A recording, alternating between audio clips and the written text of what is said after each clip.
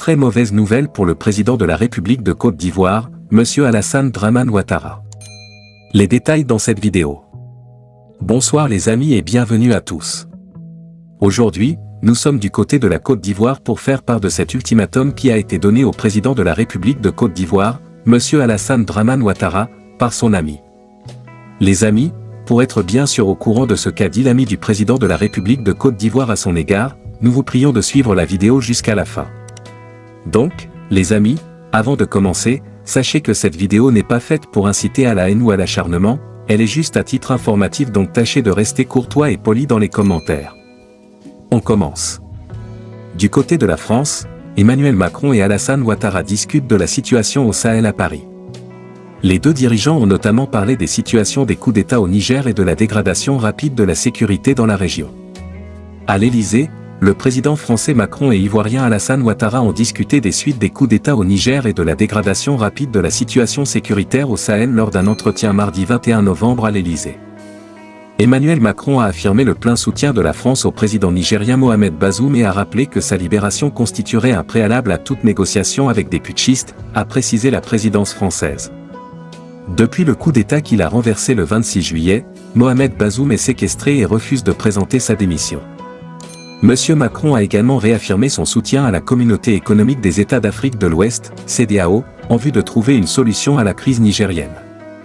La CEDEAO a imposé des sanctions au Niger et menace d'intervenir militairement afin de rétablir l'ordre constitutionnel, sans succès jusqu'à présent. La Côte d'Ivoire avait affirmé être prête à envoyer un bataillon de soldats. Le président français a également exprimé son inquiétude quant à la dégradation rapide de la situation sécuritaire au Sahel. Un nombre croissant d'attaques terroristes, a ajouté l'Élysée. Au moins 70 personnes, en majorité des enfants et des personnes âgées, sont morts dans des tueries dans le centre-nord du Burkina Faso depuis novembre. Les deux dirigeants ont aussi évoqué la situation intérieure ivoirienne à la suite des élections municipales et régionales de septembre, remportées par le parti de M. Ouattara, et à la nomination d'un nouveau gouvernement.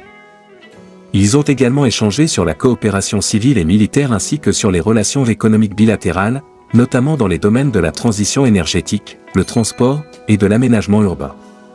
Après plus de 10 ans d'opérations djihadistes au Sahel, l'armée française a été poussée vers la sortie au Mali, au Burkina Faso, puis en octobre au Niger après des coups d'État militaires.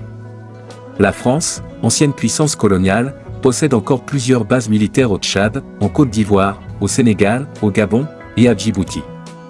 Donc les amis, concernant le grand coup qu'a reçu le président et concernant l'ultimatum qui lui a été donné en ce jour, c'est en effet l'ultimatum de son ami.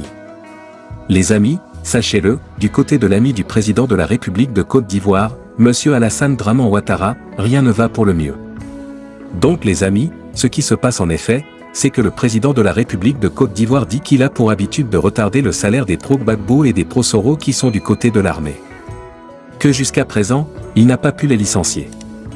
Donc les amis, du côté de l'armée du président de la République de Côte d'Ivoire, ce sont ceux qui soutiennent le président Ouattara qui sont gâtés, raison pour laquelle les soldats pro-Ouattara et pro-Gbagbo ont donné un ultimatum, que s'ils ne reçoivent pas leur argent dans des brefs délais, et surtout plus en cette période difficile, ils devront faire ce que le président de la République de Côte d'Ivoire, M. Alassane Ouattara, ne s'y attendait pas. Donc les amis, pour l'instant, le président de la République de Côte d'Ivoire les a exhortés et suppliés d'attendre un tout petit peu, car avec l'organisation de la CAN, les caisses de l'État sont vides.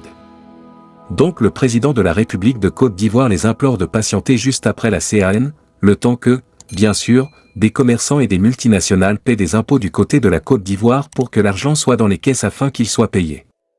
Donc les amis, ceci étant dit, partagez la vidéo avec vos amis si notamment elle vous a plu, abonnez-vous à la chaîne et retrouvons-nous tout à l'heure pour une nouvelle vidéo.